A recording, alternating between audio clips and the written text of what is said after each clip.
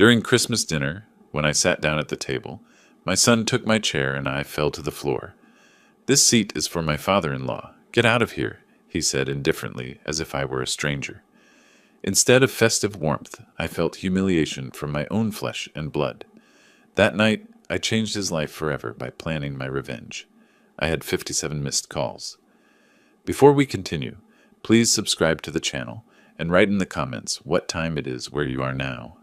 The turkey smell hit me first, rosemary and butter, the way I'd made it for 40 years. Laughter rolled in from the living room, glasses clinking.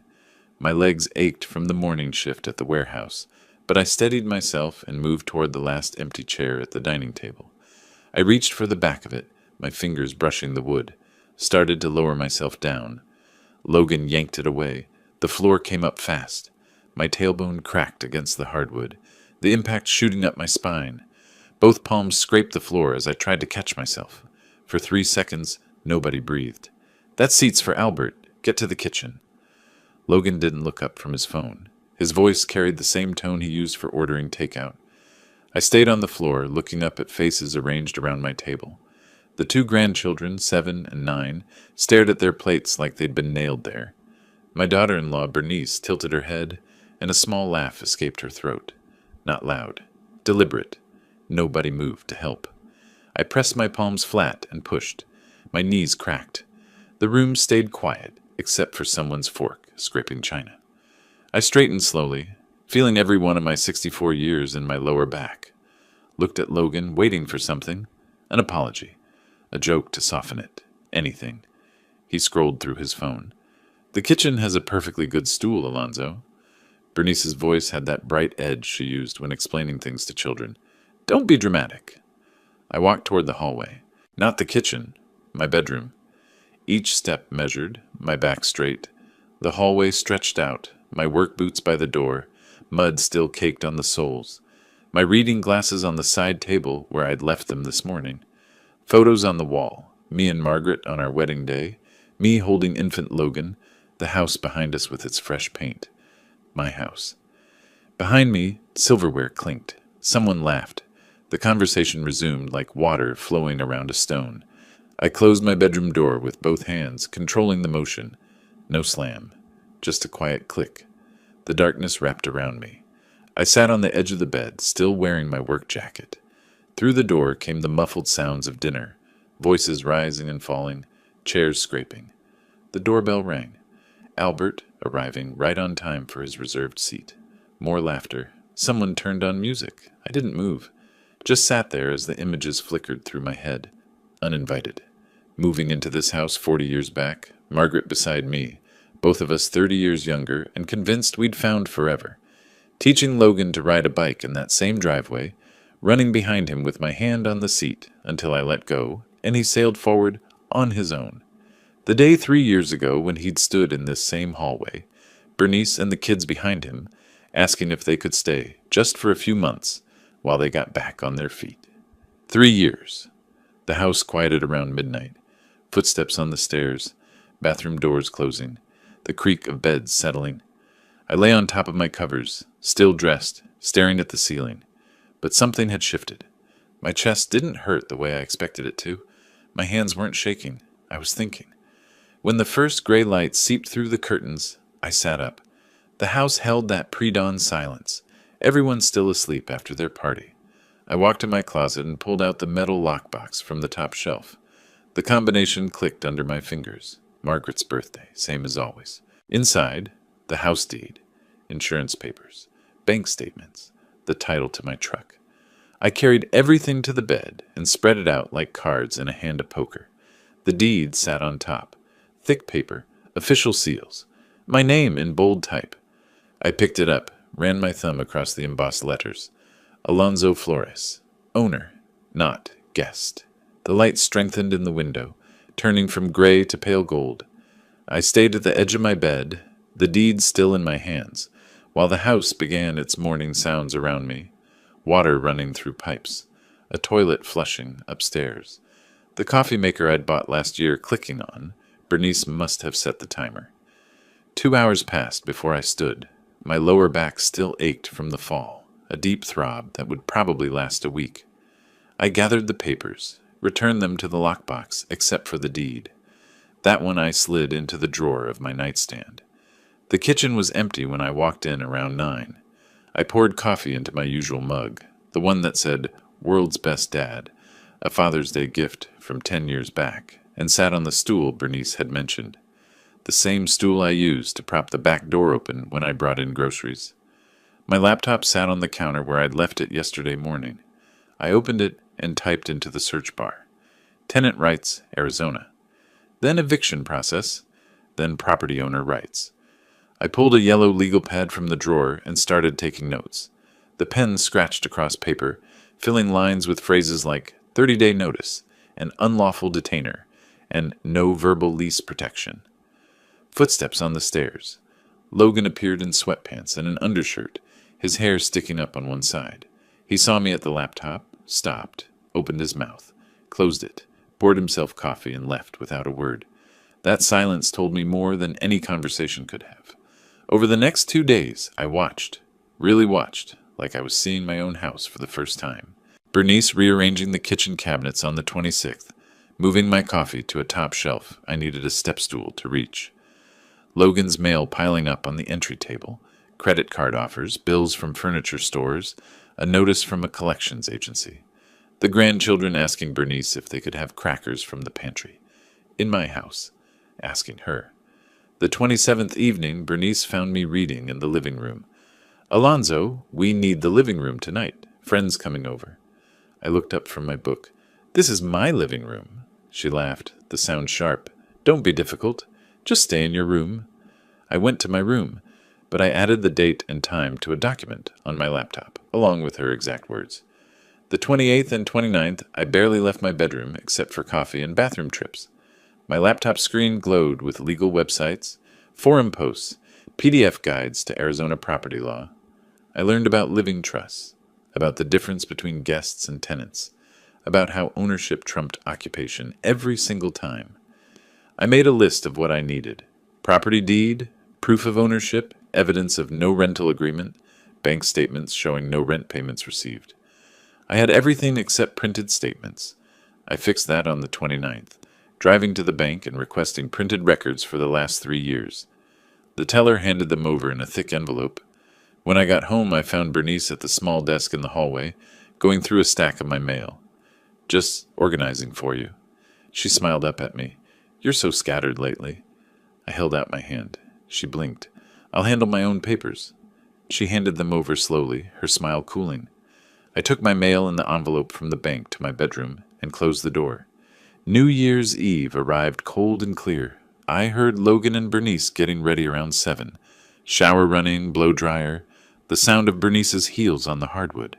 They came down the stairs dressed for a party. "You'll watch the kids, right?" Bernice checked her earring in the hall mirror. "They're already asleep." "No." She turned. "Excuse me." "Take them with you or stay home." Logan came down, buttoning his shirt cuffs. "Dad, what's your problem lately?" "No problem. I have plans." "Plans?" Logan's eyebrows went up. "What plans could you possibly have?" I looked at him steadily. "My plans? My house? My New Year's Eve." They argued for 5 minutes. I sat in my chair, the one I'd moved back from the garage, and said I'm not available 4 different times in 4 different ways. Finally, they went upstairs, woke the kids, and left. Bernice slammed the front door hard enough to rattle the windows. The house settled into silence around me. I went to my bedroom and pulled out the legal pad, wrote out a numbered list in careful block letters. 1. Find attorney specializing in property law. 2. Prepare eviction notice, 30-day requirement. 3. Document all evidence with dates. 4. Set up living trust to protect assets. 5. Timeline, eviction by spring. Outside, fireworks started popping at midnight. The neighborhood celebrated, voices calling out, car horns honking. I sat at my desk and wrote one final line. First appointment, attorney consultation, Monday, January 2nd.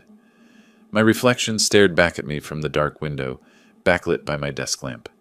The fireworks outside threw colored light across my face. Red, blue, gold. I looked different, older maybe, or just done being pushed around.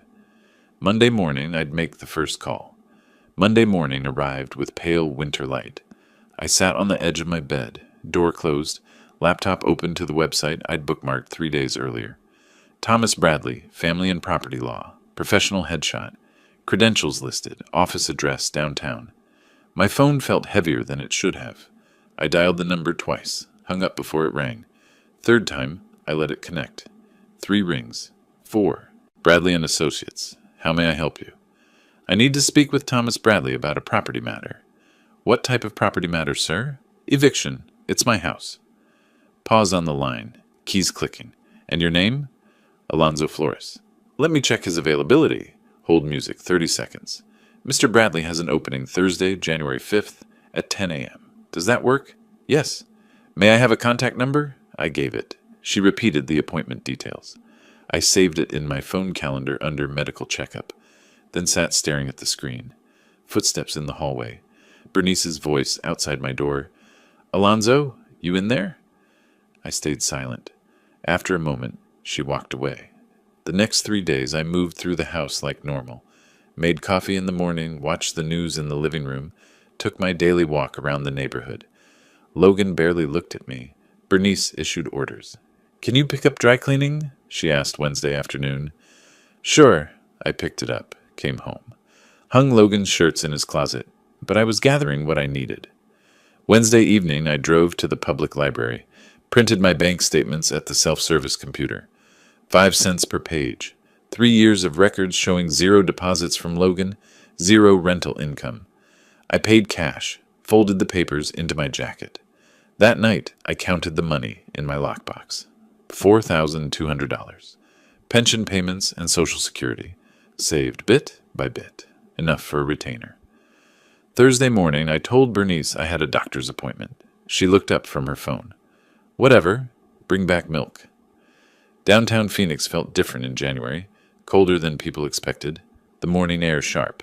I found parking 3 blocks from the office building. Fed the meter enough quarters for 2 hours. Bradley and Associates occupied the 3rd floor. Modest space. Glass door with the firm name stenciled in black. The waiting room had leather chairs worn smooth at the arms. Law journals stacked on a side table. One other client sat reading his phone. The receptionist smiled at me. Mr. Flores, Thomas will see you now. His office overlooked the street. Gray suit, blue tie, maybe early 50s, with the kind of handshake that felt practiced, but genuine. He offered coffee. I declined. You mentioned an eviction matter. I opened the folder I'd brought. Deed on top, bank statements underneath, the timeline I'd typed out, listing dates and incidents. Laid it all on his desk. My son and his wife, living rent-free for 3 years. I want them out. Bradley pulled the documents closer, reading. His expression stayed neutral. Any written agreement between you? No. Do they pay utilities? No, nothing. Have you asked them to leave? Not directly, not yet. He leaned back, fingers steepled. Then legally they're tenants at will. Arizona requires 30-day written notice. If they don't comply, you file unlawful detainer. Court hearing happens within 3 to 5 weeks. If you win, and you will based on this, the sheriff enforces removal. How long total? 60 to 90 days typically. He explained the process step by step, forms, filings, court procedures. Then he mentioned something else. You might also consider asset protection, living trust. You transfer the house to a revocable trust now, name a beneficiary. Could be a charity, a friend, anyone. Cuts off their expectation of inheritance. I sat forward. How does that work? He walked me through it. Revocable meant I controlled everything, could change my mind, change beneficiaries, maintain ownership, but it sent a message, made my intentions clear. I want that too. Eviction process runs $2,500. Trust setup is $1,000. $3,500 retainer total. I pulled out my checkbook, wrote the amount, signed my name, tore it along the perforation. He took it, filed it in a folder with my paperwork. I'll draft the notice today. You'll need to decide when you want it served. Soon, mid-January. We shook hands. I left with his business card in my pocket and a weight lifted from my chest. The grocery store was 2 blocks away. I bought milk, placed it in the passenger seat. Drove home maintaining the lie. Bernice met me in the kitchen. Took you long enough? What did the doctor say? Blood pressure's fine, same as always. You need to start exercising more. You're getting slow. She took the milk, put it in the refrigerator, walked away. Logan appeared from the living room. Dad, I need the garage this weekend. Moving some equipment from work. You'll need to park on the street. The whole garage? Yeah, just for a few weeks. Fine. Thanks. He left. I went to my room, closed the door, took the folder from my briefcase, added Bradley's card, buried it in the lockbox under old tax returns, looked at myself in the bathroom mirror. Same face, same gray hair. Nothing showed. The following days crawled and raced simultaneously. January 9th, Bradley emailed. Notice prepared. Ready for your approval. I reviewed the PDF at the library. Formal language. 30-day deadline. Legal consequences spelled out in precise paragraphs. I replied from the library computer. Approved. Proceed with service. At home, nothing changed outwardly. Logan used my truck Saturday without asking. Bernice redecorated the living room, moved my favorite reading lamp to the basement. The grandchildren were told not to bother Grandpa because he was tired. I noted each thing, showed nothing. January 15th, evening. My phone buzzed with a text from Bradley. Sheriff's service scheduled, January 20th, 2 p.m. They'll serve Logan directly. Be prepared for reaction. I read it twice, deleted it, went to dinner. The family sat at the dining table, plates full, wine glasses catching the light. Bernice laughed at something Logan said. I ate my meal at the kitchen stool, fork scraping the plate. I finished my meal in the kitchen. 5 more days of their laughter. I could wait.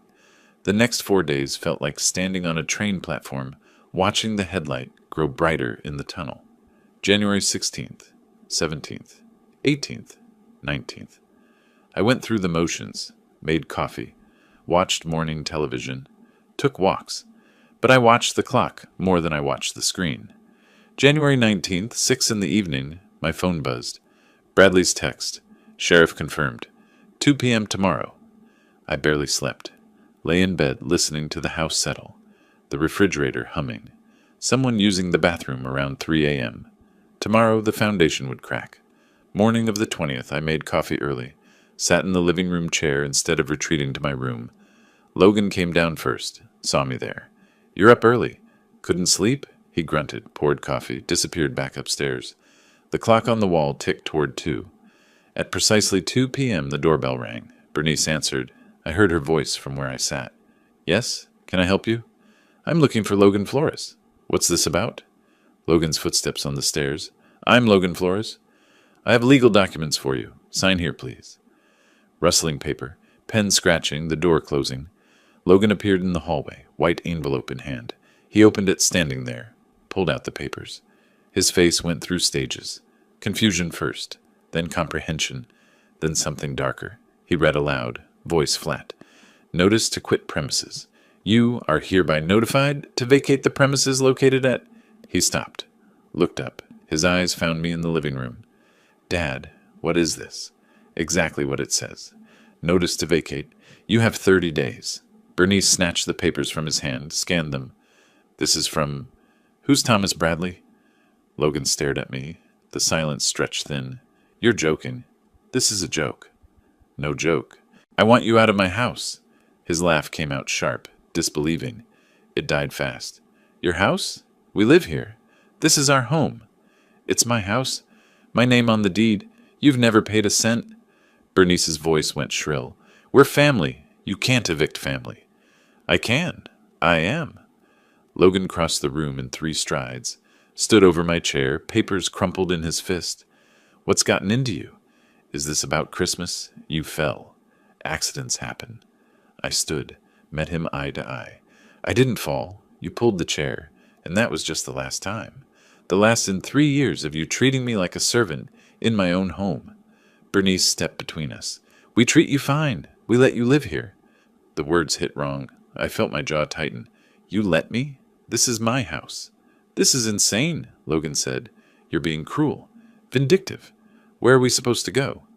That's not my problem. You have 30 days. Bernice started crying. Not real tears.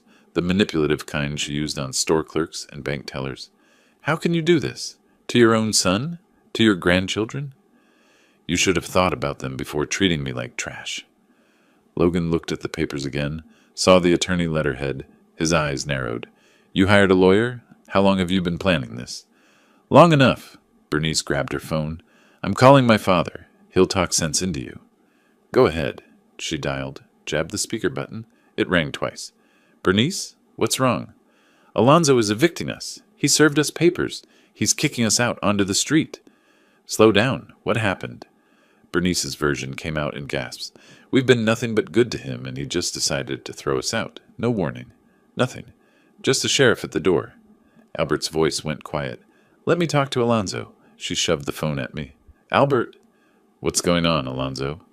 They've been living in my house for 3 years, rent-free, treating me like hired help. I want my house back. So I'm evicting them. Legal and proper. Long pause. I heard him breathing. Have they been paying rent? Not a dime. Helping with bills? Nothing. Another pause. Then it's your right. It's your house. Bernice grabbed the phone back. Dad, you're supposed to be on our side. I'm not on anyone's side. I'm on the side of what's right. You've been living there free for 3 years? That's generous enough. Maybe it's time you stood on your own. I can't believe this. I'm sorry, honey, but Alonzo owns that house. He has every right. The call ended. Bernice stared at her phone like it had betrayed her. That evening, Logan sat at the dining table with his laptop, typing search terms. Tenant rights, Arizona. Fighting eviction. Unlawful detainer defense. Made phone calls, his voice low and urgent. The next few days, he found an attorney. Marcus Webb, storefront office, $500 consultation. Webb reviewed the notice, nodded slowly. We can challenge this. File objections. Claim oral agreement for long-term residents. Can we win? We can delay. Maybe 6 months. But if he owns the house and you've paid nothing, eventually, yes, he can evict you. I'll take 6 months. Do whatever you can. At home, the Cold War settled in. Logan and Bernice stopped speaking to me. I stopped acknowledging them. We ate separate meals, occupied separate spaces. The house felt divided by invisible walls. January 31st, Logan filed his response with the court. Claimed oral agreement. Claimed financial hardship. Requested dismissal. I received the copy via Bradley's email that evening. Sat in my room reading it on my phone while outside my door, Logan and Bernice argued. Where are we going to get money for rent? Bernice's voice carried through the wall. I don't know, but we're not leaving without a fight. Bradley's email continued below the attachment. Expected response. Baseless but standard stalling tactic. Court date will be set for mid-February. Stay calm. I closed my phone, listened to their scrambling through the wall. Their panic sounded like static. They were scrambling now. Good. Let them feel what uncertainty tastes like. The next morning, I sat at my desk reading Bradley's email. Subject line, their response, review immediately. I opened the attached PDF, Logan's court filing, 9 pages of legal language. I skimmed past the formalities to the claims section. Respondent Logan Flores asserts that petitioner Alonzo Flores verbally agreed to lifetime residence in exchange for care assistance. Respondent has concerns about petitioner's cognitive function and decision-making capacity. I set my phone down, stared at the wall. They were attacking my mind, claiming I was incompetent, confused, manipulated.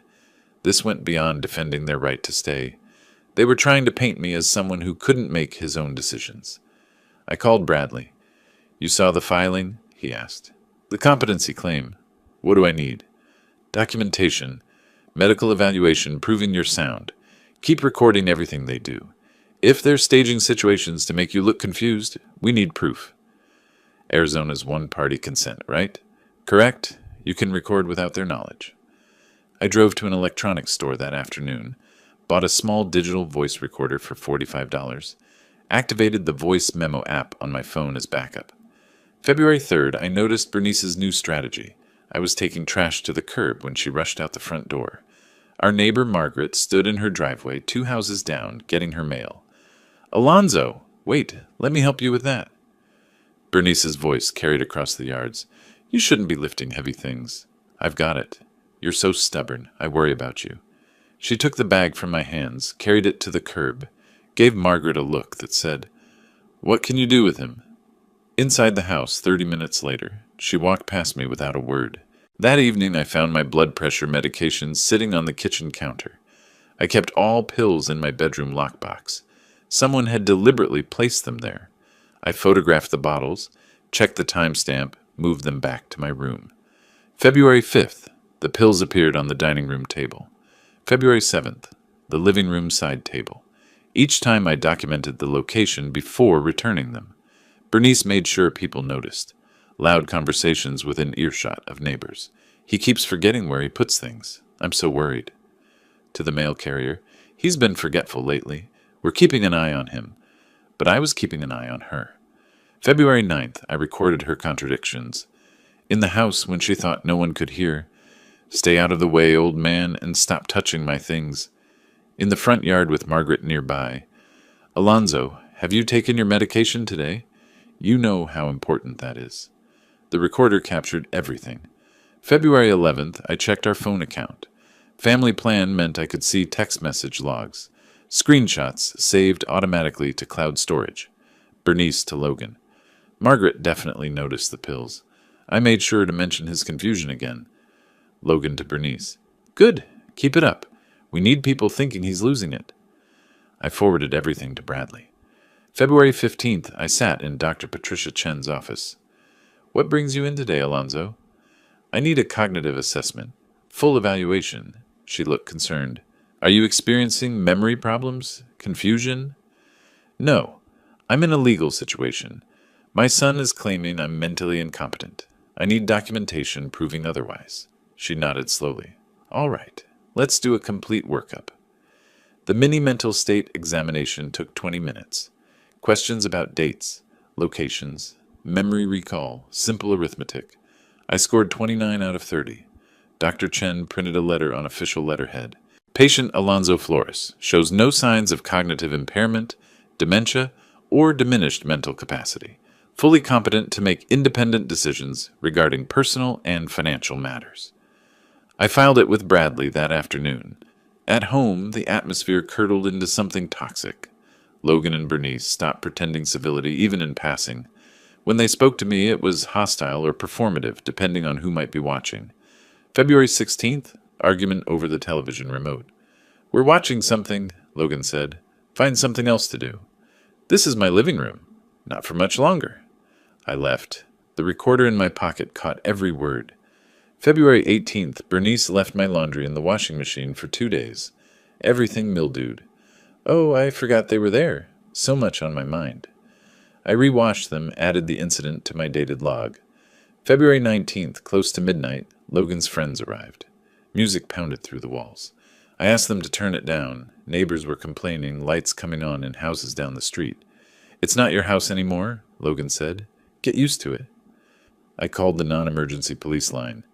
The officer arrived within 15 minutes. Logan was forced to send people home. He stared at me from the doorway as the last car pulled away. You're going to regret this. I already have everything I regret from you. I recorded that too. February 20th, Bradley called with the court date. February 28th, 10 a.m., Judge Patricia Morrison. What do I bring? Nothing. I have everything we need. Your medical evaluation is excellent. Their filing is weak, accusations without evidence, but they'll try to make you look bad in court. I'm ready. I hung up and looked at the calendar on my wall. 8 days. I spent the evening organizing folders. Voice recordings backed up to 3 locations. Photos printed and labeled. Timeline documented with dates and witnesses. Downstairs, Logan and Bernice were arguing about money. Their voices rose and fell, stress bleeding through the walls. 8 more days of their games. I had recordings, photos, medical proof. Let them try to call me incompetent. The evidence would speak louder than their lies. The final week passed in careful preparation. 2 more meetings with Bradley, reviewing evidence point by point. At home, Logan and Bernice dressed better, practiced looking like concerned family members. I watched without comment. February 27th, the night before court, I lay awake counting ceiling tiles. February 28th arrived cold and bright. I dressed in my navy suit, white shirt, dark tie. Left the house at 8:30 for a 10 o'clock hearing. Bradley met me in the courthouse hallway at 9:15, briefcase open on a bench. Judge Morrison runs a tight courtroom. No theatrics. Stick to facts if she asks you anything. Logan, Bernice, and Marcus Webb arrived at 9:30. Bernice wore a conservative dress, hair pulled back, minimal makeup. Logan kept adjusting his tie. Webb carried a folder that looked thin. They didn't look at me. The bailiff called our case at 9:50. Flores versus Flores, unlawful detainer. The courtroom had wood paneling, modern furniture, the Arizona state seal mounted behind the bench. Judge Patricia Morrison entered, late 50s, gray hair, reading glasses on a chain. She sat, opened the file, looked up. Eviction matter. I've reviewed the filings. Mr. Webb, your clients are contesting the eviction? Yes, Your Honor. Present your defense. Webb stood, papers rustling in his hands. Your Honor, my clients have resided in the property for 3 years, based on an oral agreement with Mr. Flores. He agreed they could stay long-term, essentially permanently, in exchange for helping with his care as he ages. Judge Morrison looked over her glasses. Do you have this agreement in writing? No, Your Honor. It was a family understanding, a verbal commitment. Any independent witnesses to this agreement? The parties themselves, Your Honor, and we have concerns about Mr. Flores's mental state. His decision to evict seems sudden and possibly influenced by confusion. Do you have medical evidence of cognitive impairment? Webb hesitated. We have circumstantial evidence. Neighbors have noticed forgetfulness. Pills left in unusual places. Confusion. Circumstantial observation isn't medical documentation. Does Mr. Flores have a diagnosis of dementia, Alzheimer's, or any cognitive disorder from a licensed physician? Not formally, Your Honor, but behaviors suggest. Behaviors observed by whom? Do you have expert medical testimony? No, Your Honor. Then your competency argument is speculative at best. Continue with your evidence of the oral agreement. Webb called Logan to the stand. The bailiff swore him in. Mr. Flores asked me to move in, Logan said. Said he wanted family close. Wanted us to stay permanently, help maintain the property. Bradley stood for cross-examination. Did you pay rent? No. It was a family arrangement. Utilities? No. He said not to worry about it. Any written documentation of this permanent arrangement? We're family. We don't need paperwork for everything. So in 3 years, you never paid anything? Never signed anything? Never contributed financially in any way? Logan's voice went defensive. We helped around the house. Can you provide specific examples with dates? Regular maintenance, yard work, general upkeep. Bradley placed bank statements on the evidence table. These show no payments from you to Mr. Flores, not $1 in 3 years, for anything. It was an understanding. Thank you. No further questions. Judge Morrison looked at Bradley. Present your case. Bradley stood, organized. Your Honor, this is straightforward property law. Mr. Alonzo Flores owns the property outright. He presented the deed. Mortgage satisfied in 2010. Clear title. Mr. Logan Flores and family have lived there rent-free for 3 years. No lease, no rental agreement, no financial contribution of any kind. He presented the bank statements. Mr. Flores now wishes to reclaim his property. This is his legal right as owner. Regarding competency, the judge asked. Fully addressed. Bradley presented Dr. Chen's evaluation. Complete cognitive assessment performed February 15th. Mini mental state examination score. 29 out of 30, well within normal range. Written statement confirms 0 signs of dementia or cognitive impairment.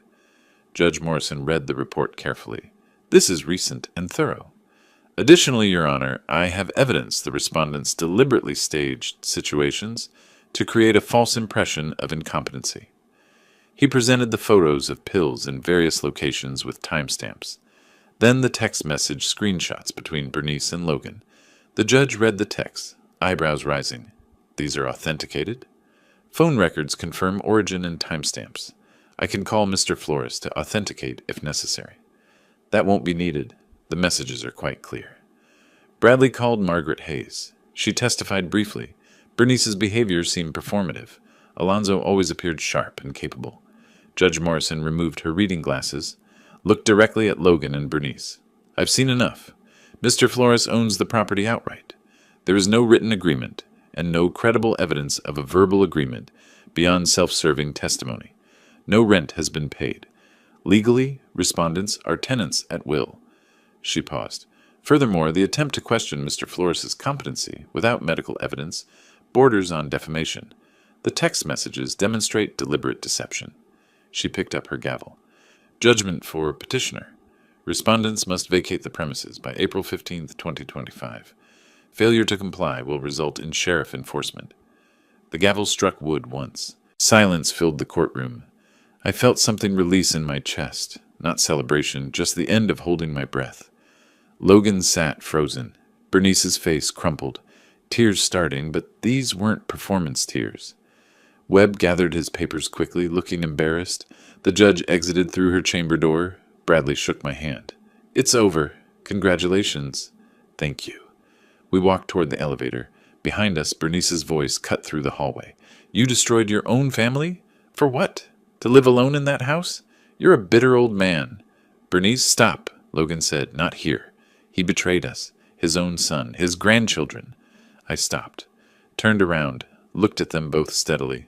I didn't betray anyone. You betrayed yourselves. I turned back. Continued walking. Bradley pressed the elevator button. Don't engage, he said quietly. You won. That's enough. The doors opened. We stepped inside. The elevator descended. 11 floors down.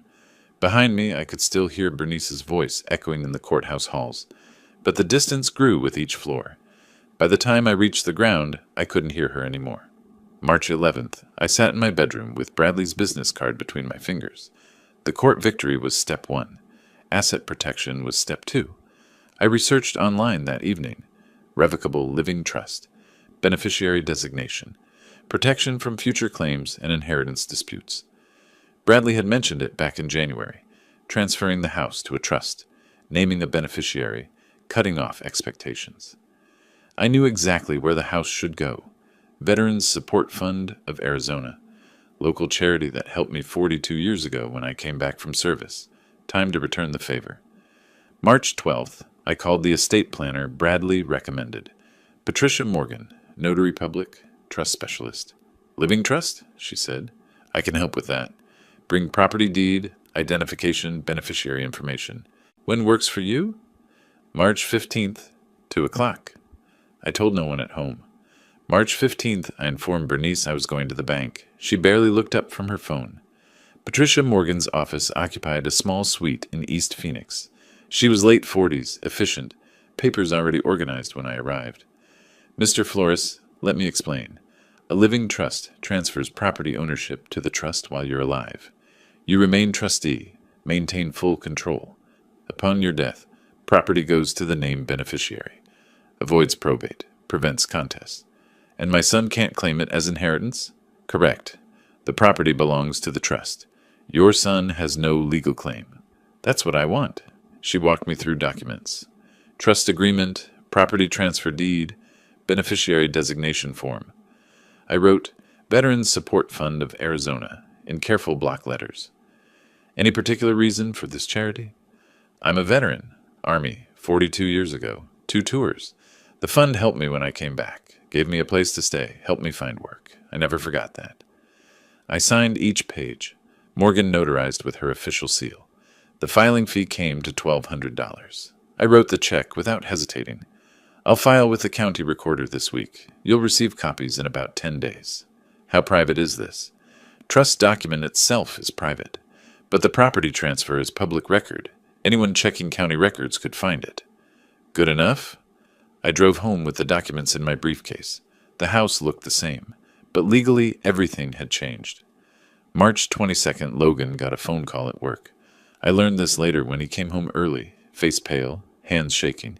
He found me in the living room reading the newspaper. You put the house in a trust. I looked up. Yes. When? When did you do this? Last week, March 15th. Why? Why would you do that? To protect my assets. To ensure the house goes where I want it to go. His voice rose.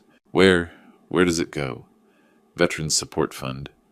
Silence filled the room like water rising. A charity? Disbelief cracked his voice.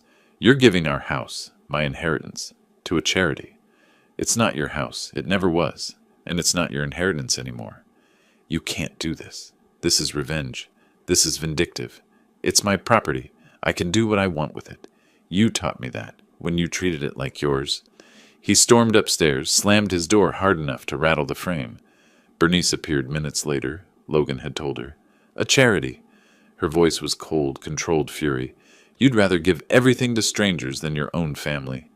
You made yourselves strangers when you pulled that chair. She turned and left without another word. March 24th, evening. Logan appeared at my bedroom door. First civil approach in months. Dad, can we talk? About what? About everything. Christmas, the eviction, the trust. He entered without invitation, sat on the edge of my bed. I was wrong. At Christmas. I shouldn't have done that. It was cruel. I'm sorry. I watched him carefully. You're sorry because I put the house in a trust. No. I'm sorry because I hurt you. Because I took you for granted. We both did. 3 years you took me for granted. And now, 2 months before you have to leave, you're sorry. I know how it looks, but I mean it. We can start over. I'll pay rent. Real rent. Market rate.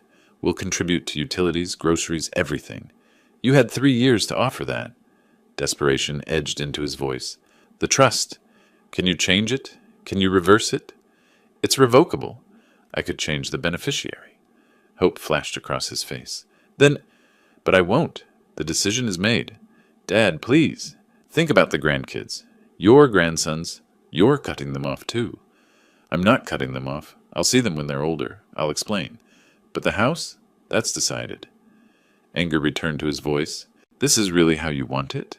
Your son living in some apartment in a bad neighborhood because he can't afford anything else? I lived in worse. When I came back from service, shared apartment, 3 roommates, roaches in the kitchen, I survived. You will too. He stood. The realization settled over him that this was futile. You've changed. You're not the person I knew. No, I'm exactly who I've always been.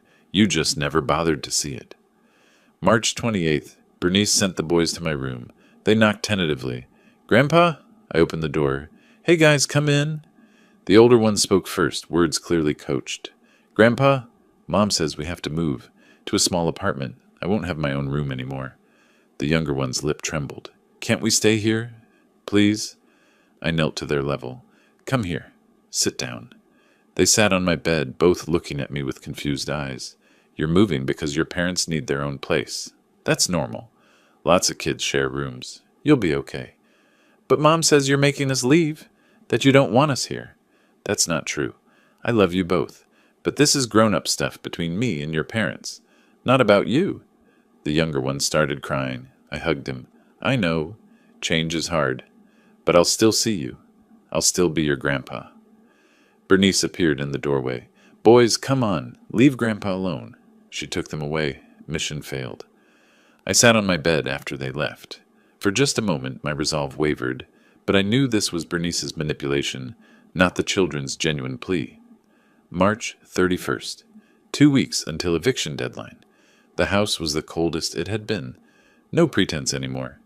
Logan and Bernice spent evenings on their laptops searching for apartments they could afford. I heard them arguing about money, about neighborhoods. One evening I passed Logan's open bedroom door, saw him sitting on the bed, head in his hands. Bernice's voice. We'll survive. We always do. And maybe someday he'll regret this. Logan's response was quiet but clear. He won't. That's what I finally understand. He won't. 2 weeks. 14 days. The calendar hung on my wall like a countdown clock. Red circle around April 15th. In 14 days, my house would be mine again. Truly mine. For the first time in 3 years. April 1st arrived with boxes. Cardboard appeared in corners, stacked in hallways, filled with their belongings piece by piece. I overheard them that evening. Logan at the kitchen table, laptop open to rental listings. This one's $1,400 a month. 2-bedroom, South Phoenix. South Phoenix? Bernice's voice went sharp. That's a terrible area. What about this one in Tempe? $1,850. We can't afford that. Not with my salary and no savings. We wouldn't need savings if your father wasn't throwing us out. Let it go. We have 2 weeks. They signed a lease April 3rd. Small apartment complex I recognized. Budget housing, bars on windows, 900 square feet. The paperwork sat on the kitchen counter. I saw the address, said nothing. Consequences look different when they arrive. Between April 5th and 10th, the packing accelerated, but lines blurred. What was theirs versus what came with the house became a battlefield. April 8th, I noticed empty spaces. Kitchen, my good knife set missing. Living room, decorative lamp gone. Garage, power drill absent. I'd installed a simple lock on my bedroom door weeks earlier. Important documents stayed secured in my lockbox. April 9th evening, I found boxes in the garage with suspicious contents. Opened one, my 42-inch television from the living room. Another, end tables from the guest bedroom. Bernice appeared. Those are ours. We bought those. No, they were here when you moved in. They're mine. Prove it. I went to my bedroom, retrieved the folder with receipts, returned with documentation. Television purchased 2019. End tables 2018. All before Logan moved in. She grabbed the boxes, frustrated. Fine. We'll leave your precious things. April 12th, Saturday morning. I ran errands, grocery store, bank. Returned home around 11. A rental truck sat in the driveway. 3 days early. Logan and 2 friends were loading furniture. My leather recliner, my coffee table, my bookshelf with my books still on it. Stop. Put those back. We need furniture, Logan said. The apartment's empty. That's my furniture. You're not taking it. His friend shifted uncomfortably. Man, maybe we should... It's fine. Keep loading. I pulled out my phone. Then I'm calling the police. Logan actually laughed. Go ahead. We live here. It's our stuff, too. I dialed. I need police at my address. People are stealing my property. Logan stopped laughing. 20 minutes later, 2 Phoenix PD officers arrived. The senior one, Rodriguez, assessed the situation quickly. What's happening here? My son and his family are being evicted. They're trying to take my furniture. I showed the eviction notice, court order, receipts for every piece they'd loaded. Do you have proof of ownership? Rodriguez asked Logan. They're furniture. We've been living here. We use them. Using isn't owning. You have receipts? No, but... Then they stay. Unload the truck. Logan's friends moved fast, clearly wanting no part of this.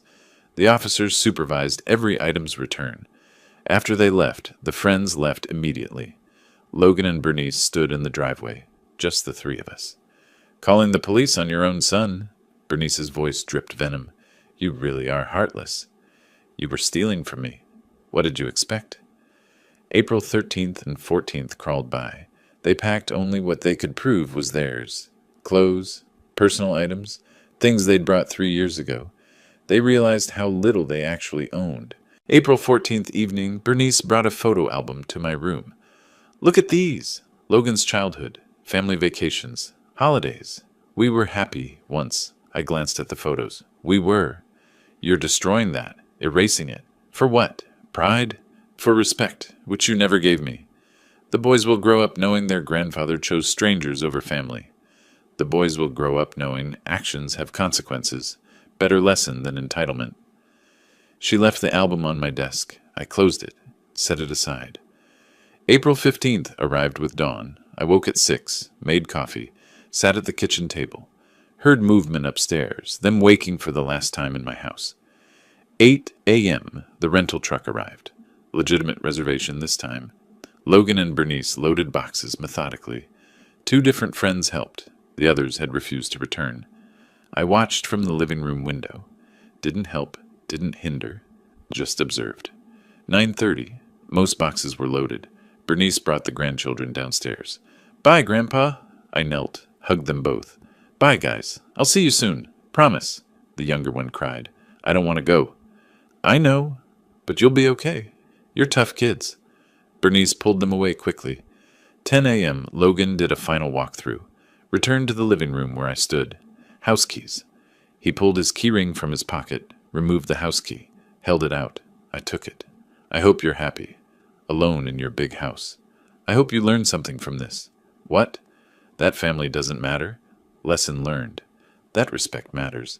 That you can't take without giving. That actions have consequences. He turned toward the door, paused. You'll regret this someday. No, I won't. He left. Bernice appeared in the doorway one final time. You destroyed your family for this house. I hope it keeps you warm at night. Goodbye, Bernice. She walked out. The truck started. I moved to the front window. Watched the U-Haul pull out of the driveway, Logan's car following behind. They drove down the street, turned the corner, disappeared. 10:15.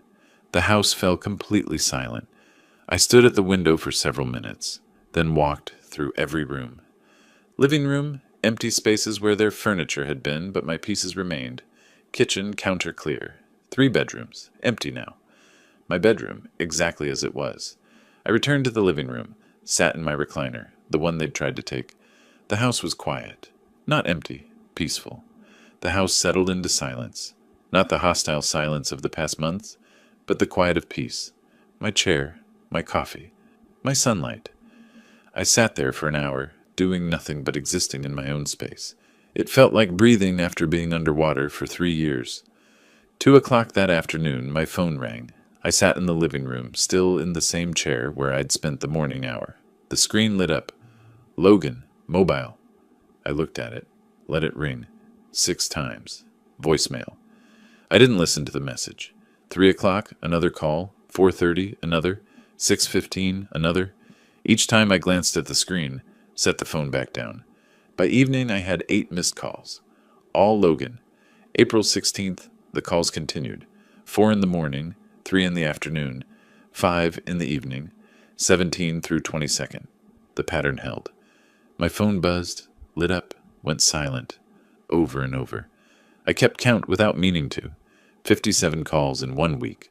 April 18th, text messages started arriving. Dad, please, we need to talk. I know you're angry, but this is extreme. At least let me explain. The kids are asking about you. Please just pick up. I read each one. Deleted each one. April 23rd. I opened my phone settings.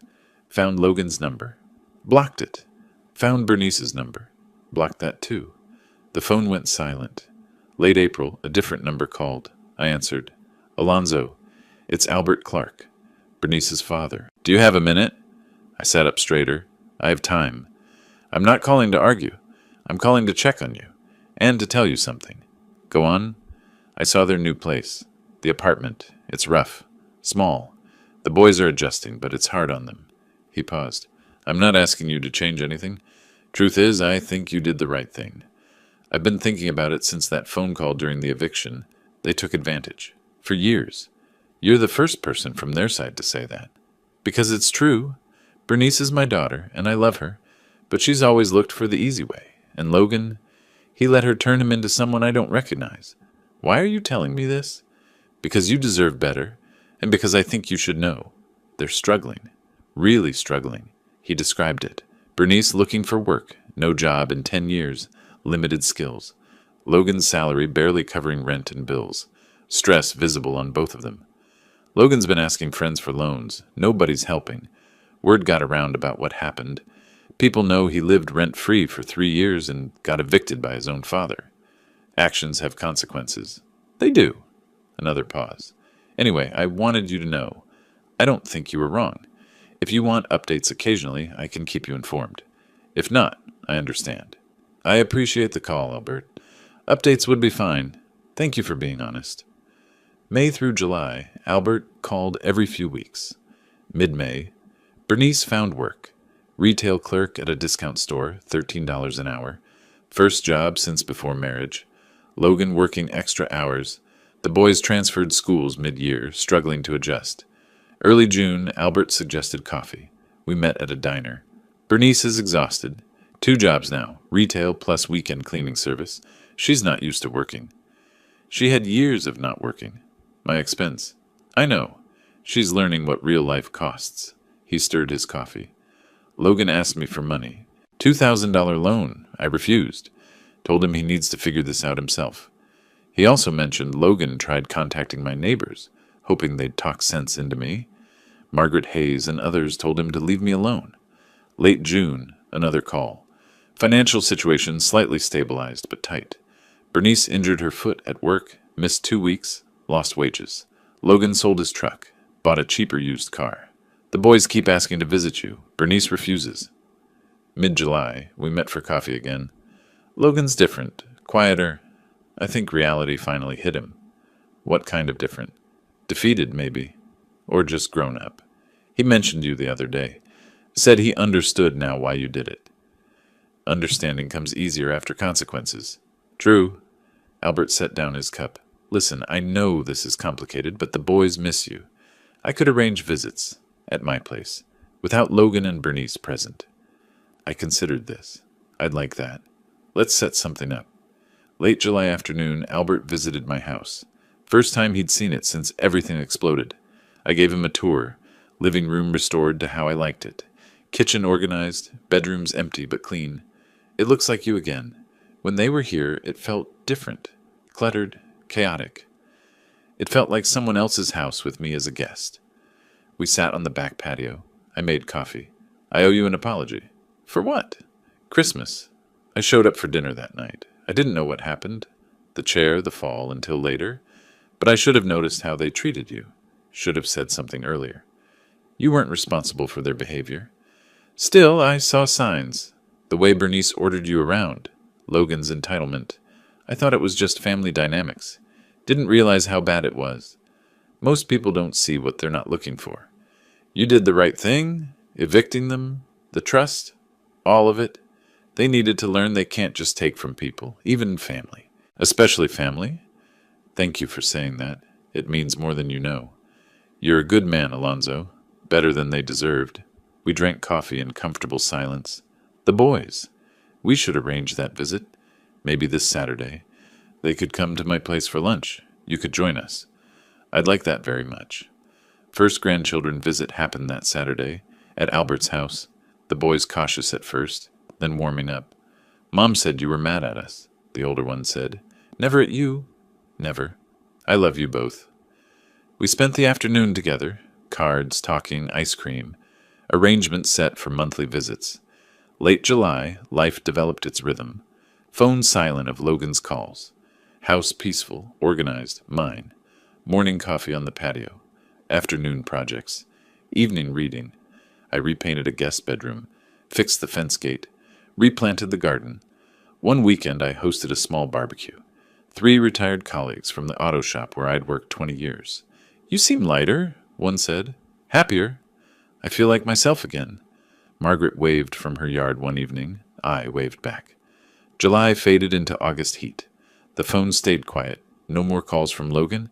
No more desperate messages. Just silence. And in that silence I found something I hadn't felt in 3 years. Contentment. The house was mine. The days were mine. My life, finally, was mine again. Early August, I painted the front porch railings. They'd needed it for years. White paint, fresh and clean, the brush moving in steady strokes while the morning sun climbed higher. The neighborhood woke up around me. Cars backing out of driveways, coffee smells drifting from open windows. Normal sounds, peaceful sounds. I fixed the squeaky fence gate that afternoon. Small satisfaction in the repair, in the silence when I swung it open and closed. Another day, I reorganized the garage. Found items Logan left behind, an old basketball, some tools. I didn't call him, donated them to Goodwill instead. My social calendar filled.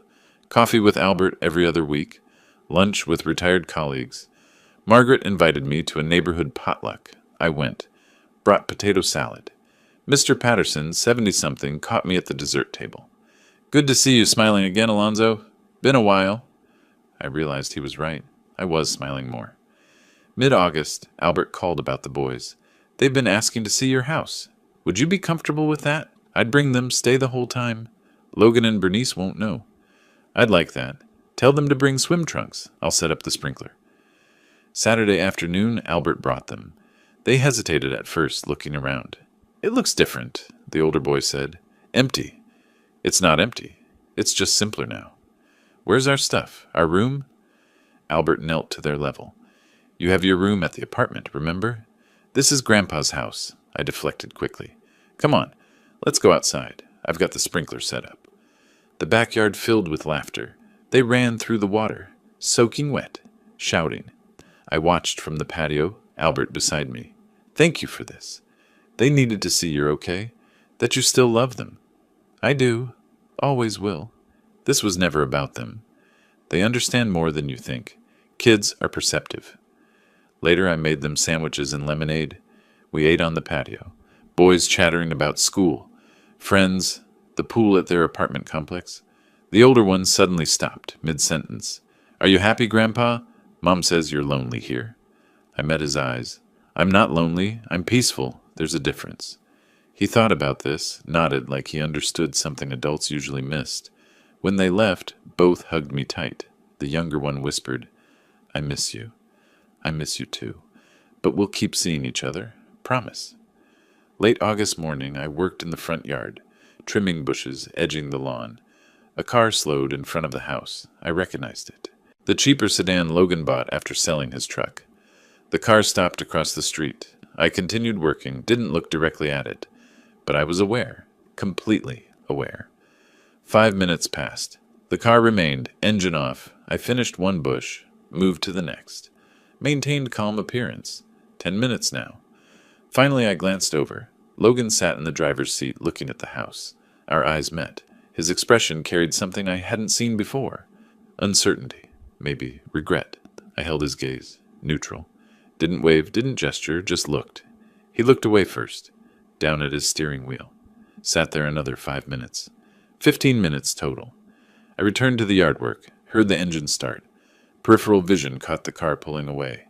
I didn't watch it go. Kept trimming. But I listened to the sound fade down the street. When silence returned, I paused. Set down the clippers. Sat on the porch step. Logan had come, but couldn't get out of the car. Couldn't cross the street. Couldn't knock on the door. Just sat there, looking at what he'd lost. And I understood. The revenge wasn't in his suffering. It was in his comprehension. He finally understood consequence. Understood what he threw away. That gulf between us, he created it. And now he knew it couldn't be crossed. Later that day, I sat on the back patio, reflecting. No anger, no satisfaction, no triumph. Just quiet acknowledgement that the message had been received. I didn't need his apology, didn't need his acknowledgement. I already had what mattered. Evening of August 30th, I sat on the front porch. Temperature cooling as the sun lowered. Sky painted orange and pink over the Phoenix horizon. I rocked in my father's old chair, the one I'd brought from storage. Glass of lemonade sweating in my hand. The street stayed quiet. Neighbor kids riding bikes. A couple walking their dog. Margaret waved from her porch. I waved back. The house behind me glowed warm in the windows. Sprinkler running in the backyard, tick, tick, tick, against the grass. This house, bought 40 years ago, raised my family here, lost Margaret here, nearly lost myself here, but now reclaimed, not just legally, spiritually. It felt like home again. Christmas dinner felt distant now, like a different lifetime. The fall, the humiliation, the Cold War, the eviction, necessary steps, not pleasant, but right. Logan's 57 calls. This morning's car across the street. Final punctuation marks. I wasn't waiting for anything anymore. Not for Logan to apologize. Not for Bernice to understand. Not for vindication. I already had it. In this quiet house. These peaceful evenings. This freedom to live as I chose. The sunset deepened. Sky darkening to purple. Stars beginning to appear. I sipped lemonade. Rocked gently. A dog barked somewhere. Kids laughed down the street. Normal sounds. Peaceful sounds. For the first time in 3 years, I wasn't angry, wasn't planning, wasn't fighting. Just existing. Just being. Just home. The sun set behind my house, painting the sky in colors that felt earned. I rocked slowly in my father's old chair, lemonade cold in my hand, and felt something I hadn't felt in years. Truly at home. Not just in my house, but in my life. The quiet victory wasn't in their struggle, or in Logan unable to face me. It was in this. Me, my porch, my peace. I'd won the moment I decided I deserved better. If you like this story, please like this video, subscribe to the channel, and share your impressions of this story in the comments. To listen to the next story, click on the box on the left. Thank you for watching.